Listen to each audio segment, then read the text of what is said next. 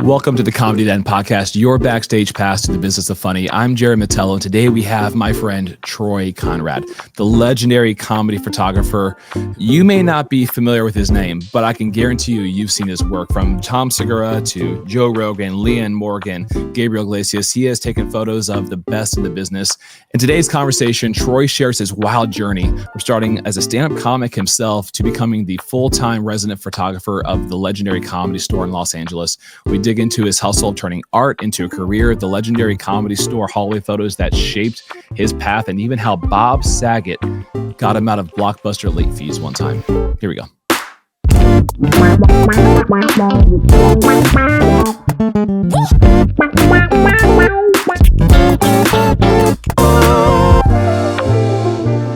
Troy, thank you so much for being with us today.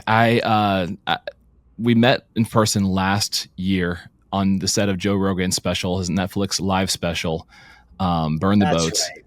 And I didn't know that you were kind of familiar with me. I've been following you for years, and I thought this is just the coolest opportunity to get to work with you and see you do your magic. I think people don't realize are probably more familiar with your work than they realize, because you are the comedy photographer at this point. How does that title feel for you? Dude, it's great. And you know what? I'll take it because I worked really, really hard for a lot of years and went through a lot of crazy shit. And so to have that now it feels good when people say that, you know. All I'm doing is just trying to do the best work I can do and outdo myself whenever I can. Yep. And I consciously am thinking about that all the time, and I get to shoot all these great comics. That's right. We worked on the Rogan special, and man, I get to travel the world with the best comics in the world, and it's pretty wild, man. It is wild, and it's one of those things where I see your work, and it's become so your style has become so iconic, at least in my mind, and I think the minds of a lot of people, where I have a Troy Conrad radar where it goes off. I'm like, that's a Troy photo right there. I could tell the style. There's a style, and it's subtle. I don't even know how to even describe what it is. But I know when I see a Troy Conrad photo, I'm like, we were even trying to label one recently for Leanne Morgan, one of the people we work with, one of the great comics we get to work with. Yeah. And they were trying to hunt down for some rights things. I'm like, they didn't know what photographer. I'm like, that's a Troy photo. This is from a while. Like, I'll text them. Nice. And, that's right. Yeah. Yeah. So it's your work goes ahead of you. But you had told me a little bit about your story when we chatted in San Antonio, and since then, it's been over a year now. I think we just passed a year of Rogan's special, his live special, and it's still stuck with me. I'm like, if there's any chance I get to talk with Troy about that story, because I'm like, this is a classic Hollywood success story, and all the misdirection and the twists and turns that it takes to get to where you are. It wasn't even the career that I think you even set out to pursue originally, being in photography. Am I right? That's right. Yeah, no, I moved to LA I was going out there a lot, but I moved there, I think officially in like 2004, maybe end of 2003, something like that. And I was in the stand-up world, and I was touring, and I was a feature act on the road all over the place. And my goal, Jared, was I just want to be on Premium Blend. Okay. Premium Blend on Comedy Central. Yeah. It used to be a show. All it was like little clips, like the way we watch clips now on Instagram. It was clips of comics just doing, here's two of their jokes. And that was such a cool credit in 2004, 2005. Like, if you had that credit, it's like, holy shit, you hear so-and-so got Premium Blend. What?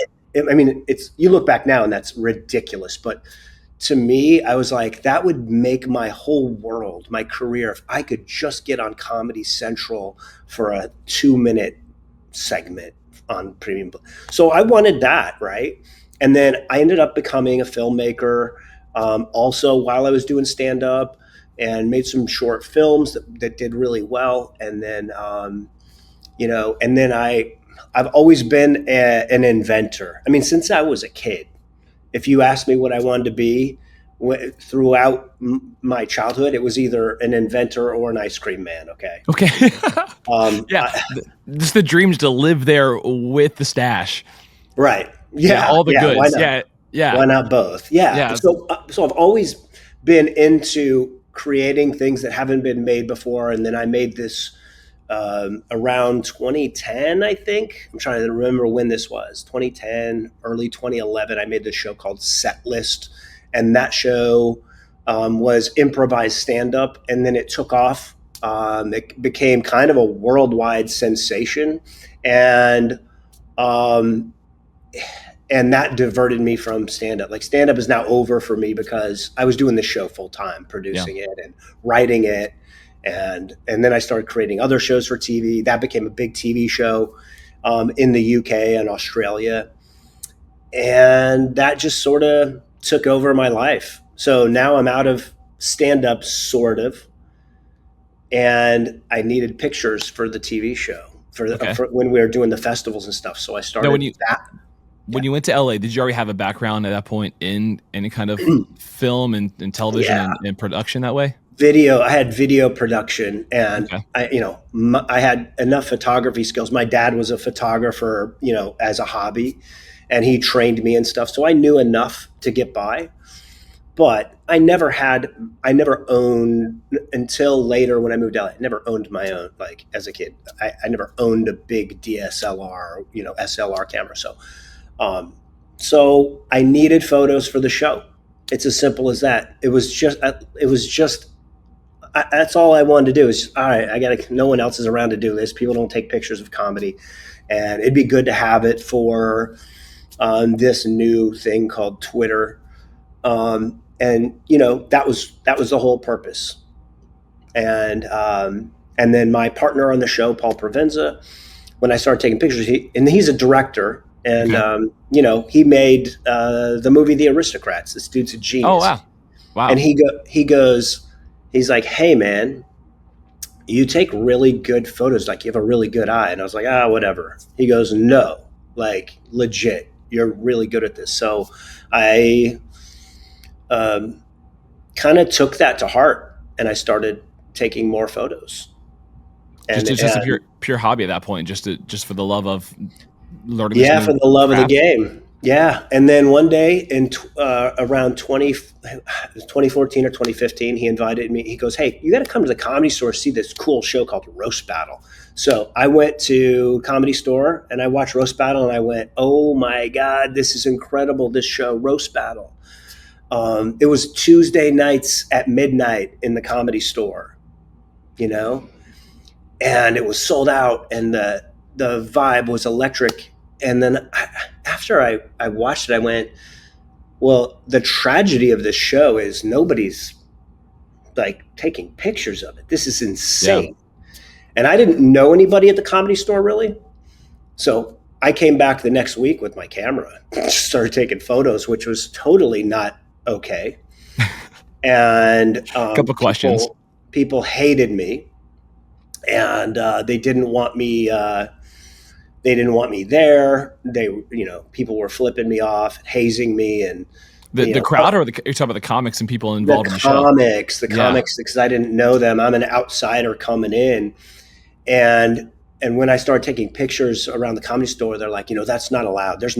You can't take pictures here, and people just didn't want me around. And then I started taking these cool pictures in the hallway of the store with this cool super wide fisheye lens. And then people started coming up going, hey, can I get one of those photos? Like the same people that were hating on me were like, hey, can I? And that turned everything around.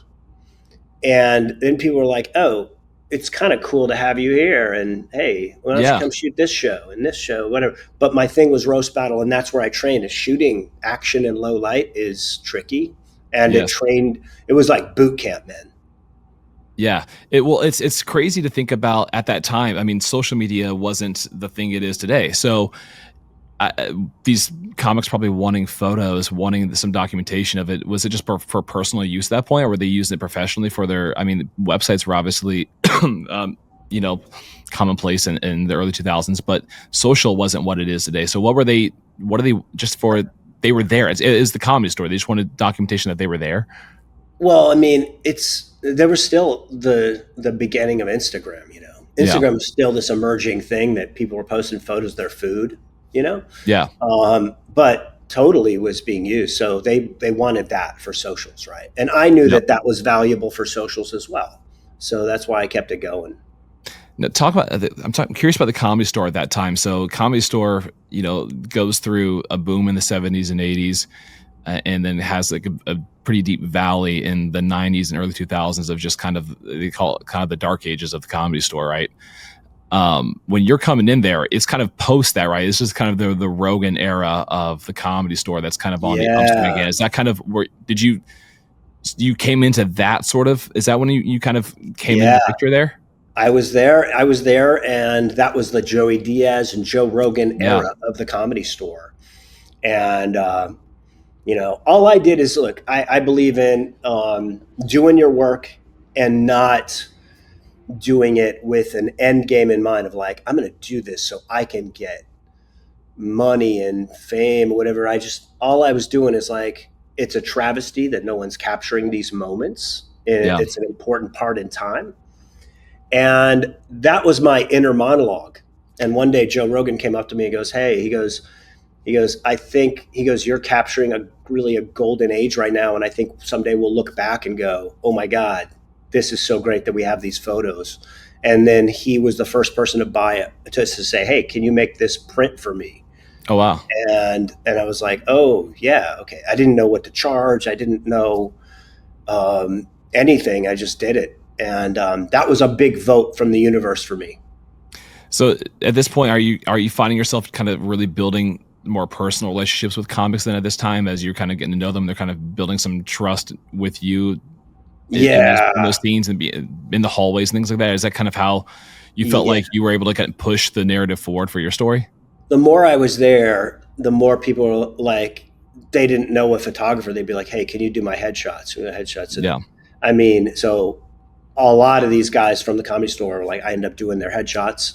And, like, so the famous, like when you look at like the, like Theo Vaughn's profile picture, that was like, he came to me for headshots, and he wore these like wild Hawaiian shirts. I was like, this is insane. I go put on this jean jacket I had laying around, and that's his photo he's used for like 10 years now. Yeah. That's incredible. So that was an element of it. And the other element was people started, wanting me to shoot other stuff for them. And then I don't know what year this was, but Tom Segura called me and he said, hey, and I was just dead. This was a really rough time in my life where I'm working for free. And he said, hey, I want to hire you to shoot my Netflix special it was in Austin, actually. Okay. What year was this? I think this was 2017 or 2018. Okay. I don't remember exactly. I want to say it was Ball Hog, but I shot a couple for him. Yeah. So that kind of changed. Another moment was like changed everything for me. I'm like, I'm getting these votes from the universe. And, it was awesome. So the transition between earning these guys' trust, being there, documenting things that they didn't even realize they would appreciate later on that were being documented, this moment in history at the Comedy Store. What was the transition like to really, so you got the Ball Hog deal or whatever that one was with Tom. Did you start taking off there? I mean, where was kind of the point where you felt like this was something you wanted to do more than as a side gig? Because what were you doing for ends meet on the other side when you weren't doing photography at this point? So I was still producing set list. Okay. And that was still going well. But I knew that this photography thing was important. That's all I knew, to me, not to anyone else. I knew it was important to me. I listened to that inner voice. I had people around me say, hey, don't do this. There's no money in it. I remember going to my accountant who I'd been with forever. And I said, he saw how much money I was making. I think that year, I don't remember what year this was, but it was, again, I was working for free. And then once in a while I'd get $50 a show somewhere. And that year on my taxes, I remember it was like $12,100 as my income. Wow. And I said, hey, I'm doing this photography thing now. I go, do you have any people that make money? Because he had photographers too. And I go, do you have any photographers? Do you do their taxes? And they make good money? He goes, no, I don't. Very encouraging. Yeah. And he goes, if you own a big studio, then maybe, but so I still wasn't discouraged. I just went, well, I'm not going to make any money at this. So, it's still important to me. I'm going to keep doing it, Yeah. And so this moment goes on. When was there a moment where you felt like this actually was something more financially for you? Like, what was that turning point? Was it a slow build? Was there like a moment past one of these like specials and someone asked you to come and photograph for them that you felt like the light switch went on, that there was hope in the future? When I started, when I started doing more specials, and then the Improv hired me, and then the Comedy Store started paying me, that was a big moment. And that's when I was like, okay, I can make this work now. It wasn't a lot, but I was making it work, and I loved it. So, there was all that going on, and I loved what I was doing. So I didn't care about the money. I just went, I'm in the right place. I feel like that's such a hard thing for a lot of artists to kind of navigate. I mean, there's, no one wants to be a starving artist, but navigating, how do you take this thing you do, and that it could be any kind of craft. I talk to people about this all the time who have passions in woodworking, other kind of things, and trying to find where they can turn it into something, match up their skill set and their passion with the market and how to actually monetize it is such a challenge, I think, for artists. And was there anybody who kind of specifically came along, you felt like guided you through that process of how to start charging, the rates that you should be charging, or how to, when you see yourself as like the photographer? Because I think a lot of times I would imagine in that, you're in your hometown crowd at that point. They've seen you kind of come up from the guy who was just doing this for free. Now this guy's got the nerve to charge me. Did you go through that growing pain? That was a real struggle. Exactly that. Yeah. I had to call then I started having like magazines, and then I'm like, should I charge magazines to use my phone? So I had to call my friend Mike Carano, who is a brilliant photographer, and you can see his work all over the Improv comedy clubs.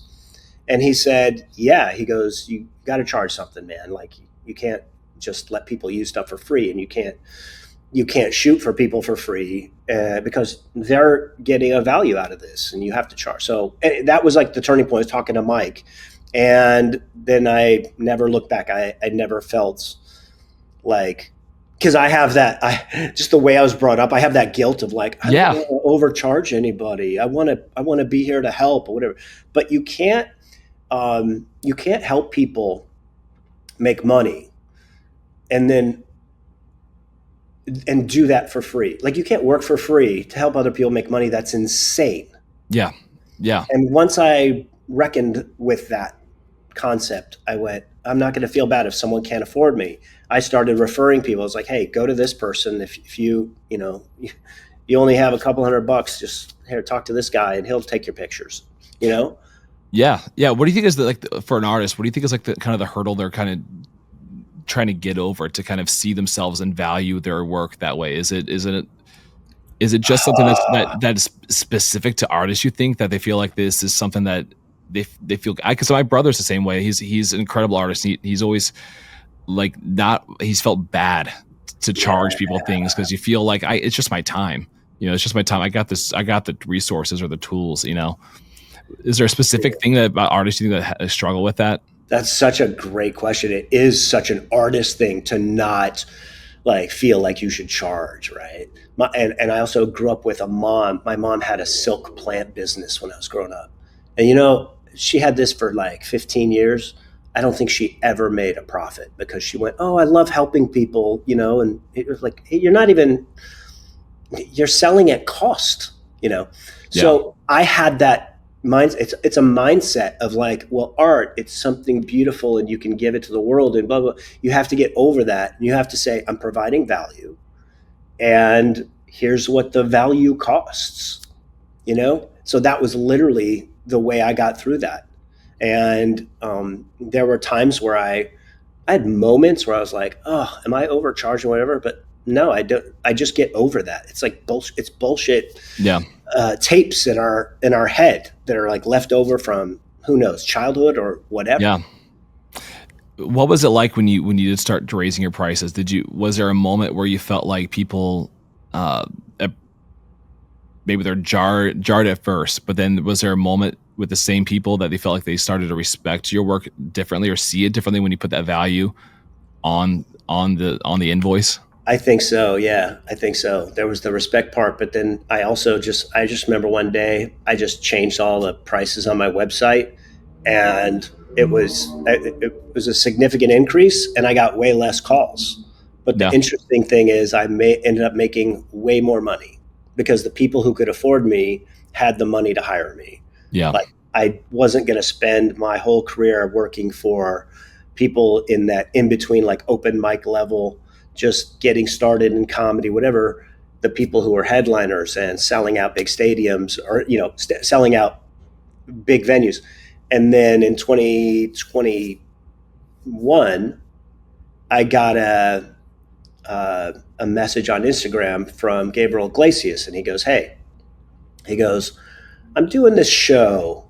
I forget which, I'm doing a show in Minnesota and it's a big venue.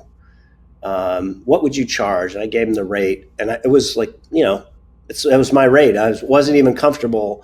Like, I was like, this would be so fun. I'd love to do it for free. But I gave him a rate, and he goes, okay, cool. And then I shot that show. He ended up taking me on the road for all of 2022 around the world. Did his whole tour, Thursday through Sunday. That's incredible. The win you feel when someone says yes to the value you feel like your work is worth is like such a rush, because I feel like, especially in this industry, there's kind of this and I grew up in I was a homeschool pastor's kid, so growing up in church and ministry, this is a very similar world where it's like, just do this free this time, and I promise you, buddy, we're going to give you more opportunities to do it for free later on, or cheap, So did you find that you had to kind of like fight this like impulse to say, I'm going to say yes, I'm going to reduce, half off my prices just to get this opportunity because it's going to lead to another question mark opportunity? Dude, I love these questions. It's such a struggle with that exact thing of like, do I sell out? Do I lower my prices? Whatever. So instead of doing that, I just remember saying like, I just need to work harder. I just need to market myself more and do whatever. I remember one night I was so broke, and I had an office that I had rented, and that the rent from that office was going through that night. And I was like $40 short. So, and you can't have that bounce, Yeah. So I needed to deposit $40 cash in the next 2 hours. It was like 10 o'clock at night. And I went down to Hollywood Boulevard where my office was on that. I went to the Walk of Fame. I set up my light on the street, and I started taking these night shots, these badass night shots of people on the street. And I was like, pay whatever you want, which was the stupidest thing I ever did. People were like, here's $1. Like, I'm like a homeless guy asking for money. Like, dude, I just got you a shot you're going to have on your profile photo for a year. Let's do a LinkedIn photo. You just got him a job. Yeah. And so it was dumb, but that's what I made a sign. I literally was like, just trying to raise this cash.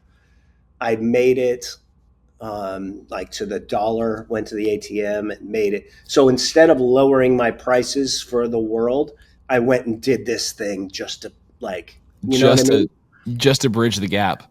So for me, it was always about working harder and working smarter, but not selling out and not, when someone would go, hey, can you come do this show? We only have $50 or whatever the thing was. And I'd be like, sorry, man, I can't do it. Or I just have to say no a lot. And I think in saying no you start valuing yourself, and you have Yeah. less of a problem with understanding your value and what you bring as an artist. And I feel like as an artist, if there are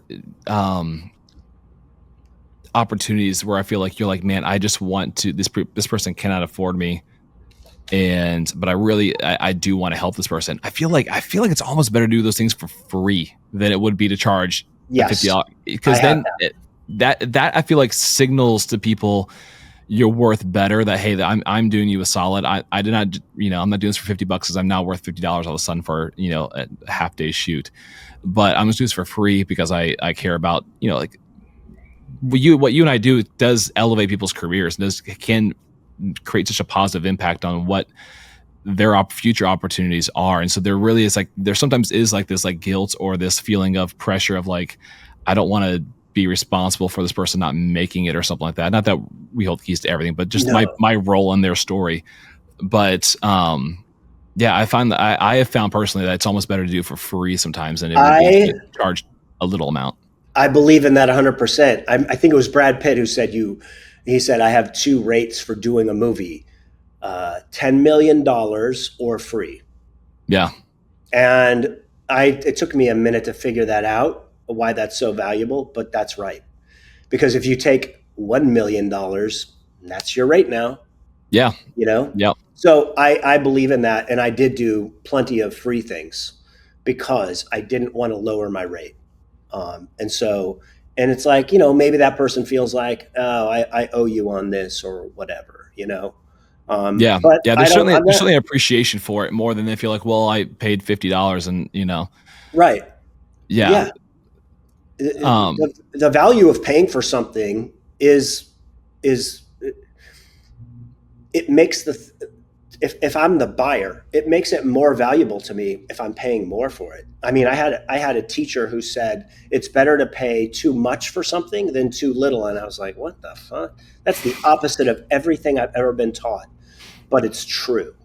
Yeah. It's better to pay too much for something you value than it is to pay too little. Well, I think there's value too, just even psychologically, we talk to other vendors like this who are video guys or whatever, and they will actually do, when they're making these bids, they'll actually overbid a lot of other people by just a little bit, because I think psychologically there's this like feeling that I'm getting the superior product anyways. And so I think this innate feeling to withdraw from pricing yourself correctly, it actually signals cheap to a lot of people who are the serious clients who do want a high-end product. You actually signal the wrong thing. You don't signal fresh and flexible. You signal cheap and disposable. It's so true. It's so true. If you don't have that inner sense of value, and you have to cultivate that. You can't just, I mean, when I started doing it, I remember that like moment when Tom Segura asked me to shoot that Netflix special. And I remember how uncomfortable I was asking for money for it, Mm-hmm. And I think that was like one of those pivotal moments where I valued myself, Yep. And that, I won't say that it's easy to always do that just because of how I am. My nature is like, I just want to help people. Everything that I do, I'm so lucky to do it. I get to shoot a few nights a week at the Mothership, and it's like, oh my God, of course I would do that for free. Don't tell Joe Rogan that. Yeah. Don't tell anybody that I would love to shoot their Netflix specials for free. Yeah. But I would. I never will, but I would, because I love doing it. I get such a thrill out of getting them these shots that no one else can get, Yeah. If it's kind of summarize this part of our conversation, like what's your advice to people trying to build that, that chicken or the egg catch-22 situation where they're trying to get the work, to get the experience in the product dialed in for their market, but they're also trying to slowly, incrementally manage some sort of, form of income from it too. Like, have you ever thought like you must talk to young photographers all the time of how do you navigate that space. From your experience, what would be your input now as to what's your roadmap? What's the Troy Conrad secret roadmap? Well, my roadmap is the same as I think it is for any artist. It's simple. First, you do it. And first, you pay to do it. Second, you do it for free. Third, you get paid to do it. Mm-hmm. That's the roadmap. And, when I start, like, you don't show up on the scene and be like, I'm ready to get paid. I've seen people do that, and they're always in it for the wrong reasons. And they never make it, and they never have any longevity because they went in it for the wrong reasons. I'm going to get into, photography to make a lot. Nope. No, you're not. You have to have this inner passion for whatever your art is, so much that you would love to do it for free, Yeah. So you pay for that training, then you take some gigs. I have a lot of people write to me, hey, how do I start out?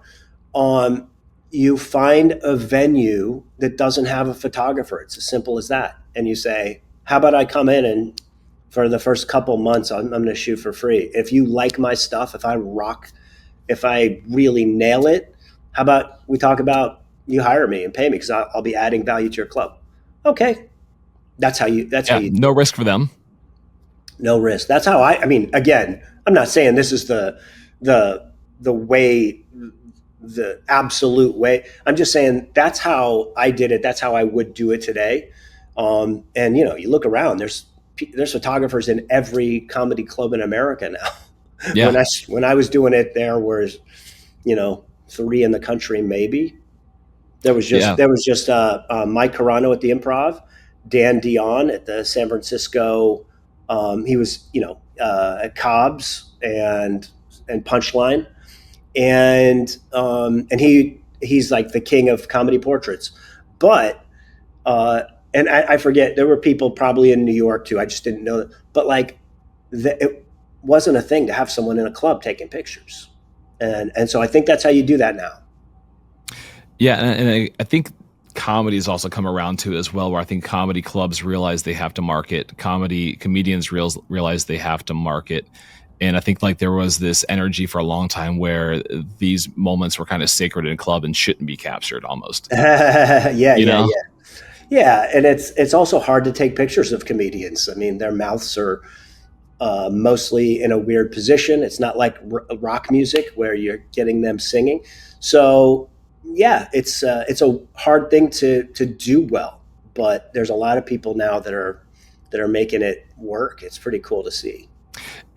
You're and anybody looking for Troy's work, just look no further than your Instagram. Your Instagram is just one of those beautiful pages on Instagram of work. And some of my favorites, and you already talked about it, was these hallway photos. Talk to me more about that, because I'm talked a little bit about this, the wide angle lens you use. You talked about that's kind of what the comics first gravitated toward, these kind of candid moments. But artistically, what is your eye looking for in those moments, and how are you able to capture such intimate moments with these people that, it helps when the backdrop is the Comedy Store or the Mothership, right? But especially the Comedy Store and the history there, that there's just this history and character in the walls, right? But what is your eye looking for in those moments, and how do you capture so much compelling single frame photos of people back there? Dude, it's all about having your eyes open and noticing moments. And I think that, look, we go through life without noticing anything, especially, more so now with our phones in our faces all the time. But even take away the phones, forget, let's go pre-phone era. You walk down the street, you didn't notice the trees. You didn't notice the bug crawling up the side of the wall. You didn't notice the weird thing on the tire of the Honda Accord. There's so many things that we just are immune to, and we walk by it. So when you actually take a step to stop and look around and go, oh, I see this. I sort of made it a point in life even before photography, to go, oh, I really noticed the color of the leaves on that tree. And the reason I do that is because I want to stay present in life. I'm not a very present person. I mean, I'm in la la land half the time, daydreaming. Someone could be having a conversation with me, and I could be having a different two conversations in my head. They make pills for that. Yeah. Yeah. Oh yeah, sure. Dude. Yeah. I have serious ADD, but you know what? I now use that to my advantage. And one thing that one of my all-time favorite comics, Doug Stanhope, said in one of his specials, he said, boredom is a disease worse than cancer. And I thought about that for so long, and the punchline was drugs cure it. Okay. Now. Okay. Yeah. Yeah. I had to, that ruminated in my head for a long time. And then I went, you know what? I disagree with that. I think boredom can be one of the greatest gifts to an artist ever, because you have an opportunity to create something that's not boredom within the boredom. So when I am photographing the same venue over and over again, you don't think boredom is a huge possibility? It is, but instead I create around that the possibility that I'm going to find something different tonight, and we'll see what happens. Maybe I run out tonight. I'm going to run out of ideas tonight, but I'm going to tap myself out. And the next night I do it again, and I go, man, because it happened to me on tours. It happened at clubs where you go, I'm getting the same thing, but I never stop thinking that I can get something different that's never been done, even if it's a fail. I'm cool with that. And to me, that's so exciting. So I find myself getting bored and I go, oh, yeah, okay, good. We're there. Now let's create. Do you find, and I don't know if you ever thought about this before, but the parallels between you starting out as a comedian and now as a photographer, I mean, it's kind of the same instincts and sensitivities that allow a comedian to sit in this room right here with nothing else going on and find something funny here. Yes. Kind of the same sensitivities you're talking about of finding the moment, being just in tune and aware of things that other people are just completely skating past. Do you find there's parallels there in the ways of thinking? Oh my God, yes. I mean, if you look at the work of Norm, a normal person could look at an earthworm crawling across the wet soil and think nothing of it. But Norm could write a 10-minute joke on the worm inching across the soil. And that is the difference between a brilliant artist and a normal person that doesn't have their eyes open. Yeah.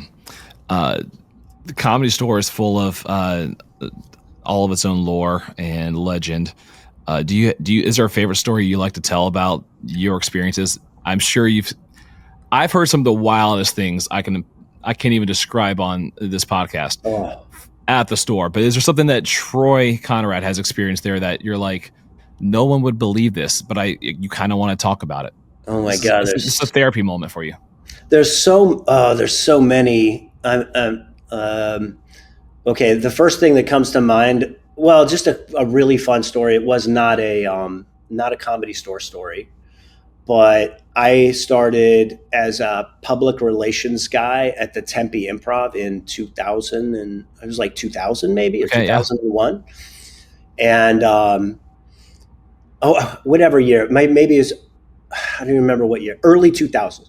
And my favorite movie was Dirty Work with Norm Macdonald and Artie Lang, directed by, do you know who was directed by? Mm-mm.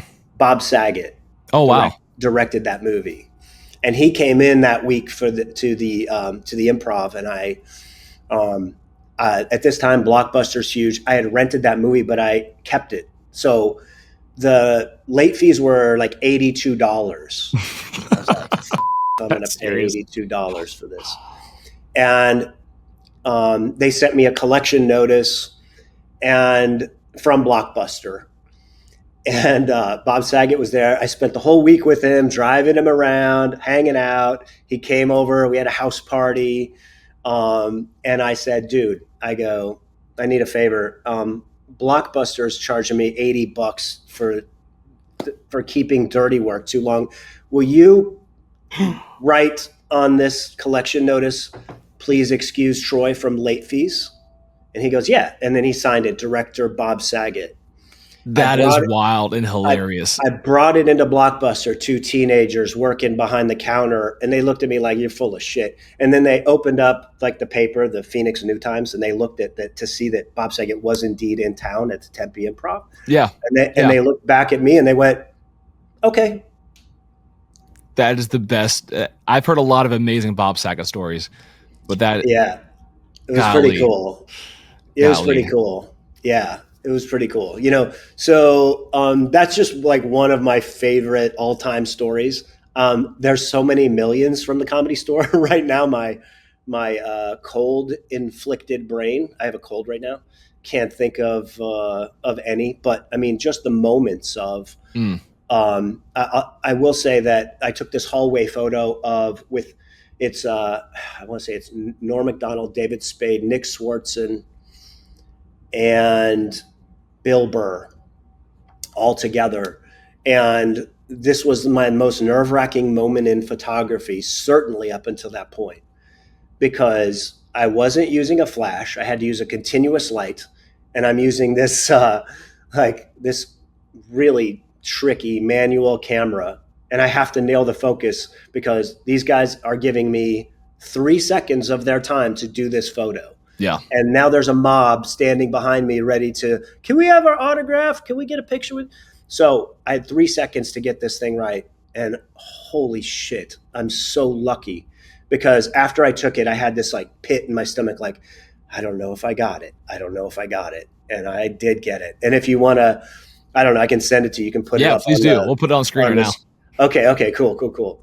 So, and there is you know what, maybe I'll include the one. You can kind of see Norm like saying some smart ass comment. I was so nervous. I don't remember what he said, but he was saying some smart ass thing to me as I'm holding this light. And you can kind of see his mouth talking a little bit. And it's like my favorite memory when I see that photo. Because I'm like, I wish I could remember what he said, but it was a funny little roast of me or something. Well, it's gotta be a sobering, but a I don't know what the word is. I mean, it just must mean a lot to you have some of these photos of people. Maybe you've lost so many in the last like 5-10 years here to have these intimate moments with them and have it documented in a way that, is uniquely your perspective because it's what you experienced.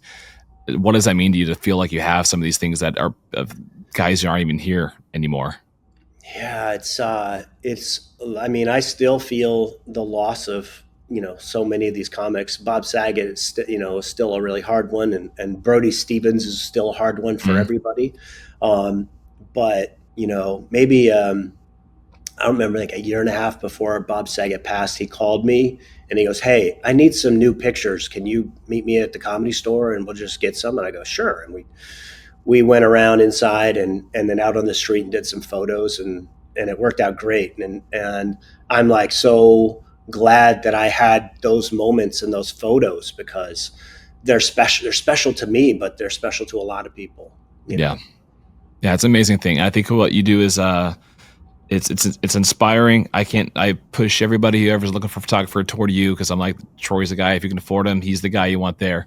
And man, I don't know if I'm sure people say it, but like nobody has a bad thing to say about Troy that I've ever talked to. Like you're just a good guy, and I just inspired by your work, inspired by your work ethic. I think there's just a lot of cool things here for people looking to kind of build their own creative career here to kind of glean from. And I appreciate you sharing with us. Thank you for saying that. All glory to God and my mom and dad, Chuck and Joy, who raised me right. I appreciate it, man. Thanks so much. Dude, thanks, man.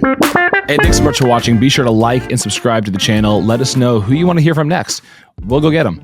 Be sure to share the clips on social. They'll be going out. That really helps us as well. And we'll see you next time on The Comedy Den.